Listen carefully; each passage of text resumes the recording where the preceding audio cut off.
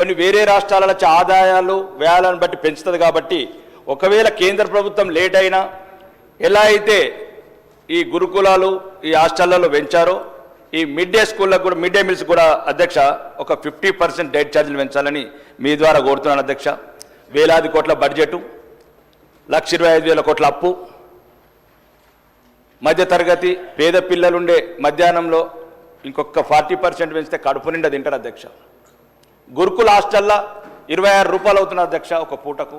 అదే mid day మీల్స్కు only 11 రూపాయల 79 పైసలు అవుతున్నది అధ్యక్ష పెంచేదాంతో. దాన్ని కూడా 26 రూపాయలు పెంచాలని మీ ద్వారా కోరుకుంటున్నాను అధ్యక్ష. ముఖ్యంగా మీరు ఎన్ని చెప్పినా ప్రభుత్వం ఒక్క కాంట్రాక్టర్ ముద్దుకు రావట్లేదు అధ్యక్ష. అమ్మ ఆదర్శ పాఠశాల ఒక బాత్రూమ్ కట్టడానికి ఎవరు రావట్లేదు, ఎలక్ట్రిసిటీ ఫిట్ చేయడానికి ఎవరు రావట్లేదు, ఎటువంటి స్కూల్ అంటేనే రావట్లేదు. రోజు రోజుకు విద్యార్థులు తగ్గుతున్నారు. ఈ రకంగా అధ్యక్ష 15% పోయిన సంవత్సరం తగ్గితే ఇంకా 6 సంవత్సరాల ఇంకేం అవసరం ఉండదు అధ్యక్ష. ఎవ్రీ ఇయర్ 15% అంటే నిన్ననే గౌరవనీయ మంత్రులు దామోదర్ రాజనరసింహ గారు అన్నారు 7 లక్షల మంది విద్యార్థులు తగ్గారని. ఈ మౌలిక వసతులు పెరుగుతున్నాయి, వేలాది కోట్ల బడ్జెట్ పెంచుతున్నాము, కానీ ఎవరికి శ్రద్ధ లేని వ్యవస్థ అయింది సార్ అధ్యక్ష. దీనికి సంబంధించి ప్రత్యేకంగా గౌరవనీయ రాష్ట్ర ప్రభుత్వ పెద్దలకు మరియు ముఖ్యంగా గౌరవనీయ ముఖ్యమంత్రి గారికి పేదలు మధ్యతరగతులు ఉండే ఈ స్కూళ్ళల్లో అధ్యక్ష ఏలైతే మన పిల్లలు అంటే మన పిల్లలంతా చదివించలేమనుకుంటాను. కాంపౌండ్ హాల్స్ కావచ్చు, కలర్స్ కావచ్చు. నేను ఒక ప్రయోగాత్మకంగా ఒక 40 లక్షలు పెట్టి ఒకటి ఆర్మూర్లో వేయించాను అధ్యక్ష సొంతంగా. 650 మంది ఫస్ట్ రోజు ఎమ్మెల్యే అయినప్పుడు కూడా చెప్పాను. 650 మంది అమ్మాయిలు ఉండే దగ్గర ఒక్క బాత్రూమ్ ఉన్నది అధ్యక్ష. సింపుల్ అంటే ఎటువంటి 125 స్కూళ్ళల్లో అధ్యక్ష. అంటే తెలంగాణ వ్యాప్తంగా కూడా ఇంతే ఉంది. ఇక్కడ గొప్పలు చెప్పుకోవడానికి ఆ ప్రభుత్వము గత ప్రభుత్వం అధ్యక్ష. దీన్ని మీ ద్వారా చెప్తున్నాను అధ్యక్ష. మీకు ఇంతకుముందు 6 నెలల క్రితం అసెంబ్లీ సమావేశంలో చెప్పాను అధ్యక్ష. దళితులుండే హాస్టల్ ఐలాపురం ఉంది అధ్యక్ష. కూలిపోతున్నది 6 నెలల నుంచి ఎటువంటి స్పందన లేదు అధ్యక్ష. దళితులు 55 మంది పిల్లలు ఎప్పుడు చచ్చిపోతారా ఎప్పుడు కూలిపోతారని భయం పడితే ఇప్పుడు అన్నారు కదా 47 మంది చనిపోయినరు, 57 మంది చనిపోయినరు.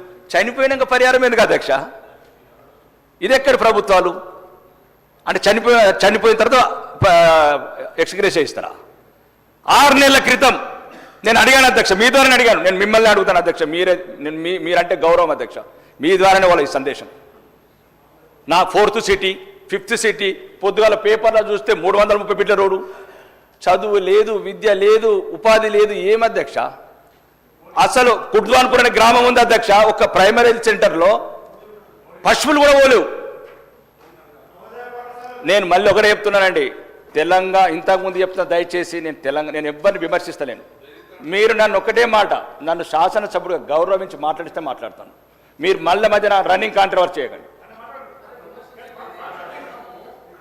ఏం బాధ అవుతుంది మీకు?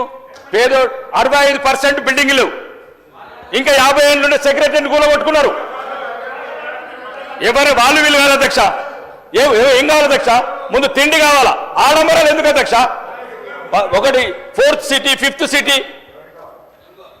ఇవన్నీ అయిన తర్వాత చేయండి అధ్యక్ష. 6th సిటీ కూడా కట్టండి.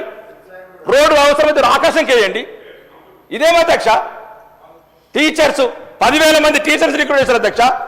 ఎంతెంతమంది టీచర్స్ రిక్రూట్ అయితే అంతమంది స్టూడెంట్స్ తగ్గుతున్నారు. ఎక్కడున్నది లోపాలు కనిపెట్టండి. ఎలుకలు కొరికినాయి, అవి కొరికినాయి, గతం బయటకు పోగానే మళ్ళీ వేరే రొటీన్ మాటలు. నేను ఒకటే చెప్తుంది అధ్యక్ష, ఫస్ట్ కాంట్రాక్టర్కు బిల్లులు ఇవ్వండి అధ్యక్ష. మరి ఉదయం మీద పర్సెంటేజ్లు మాట్లాడిన అధ్యక్ష, అది ఒకటి ఎక్కనో తక్కువనో నాకు తెలియదు పర్సెంటేజ్లు, కానీ ఆ పర్సెంటేజ్లను పక్కన పెట్టండి అధ్యక్ష. చిన్న కాంట్రాక్టర్లు అటు బాత్రూమ్లు కట్టేటోడు డబ్బులు లేవు అధ్యక్ష. మొన్న నేను కూరువైన అధ్యక్ష షాపూరు సర్పంచ్ ఏదో చేసిండు, లేనా అన్న ఇల్లు అమ్ముకున్నా మా భార్య మీద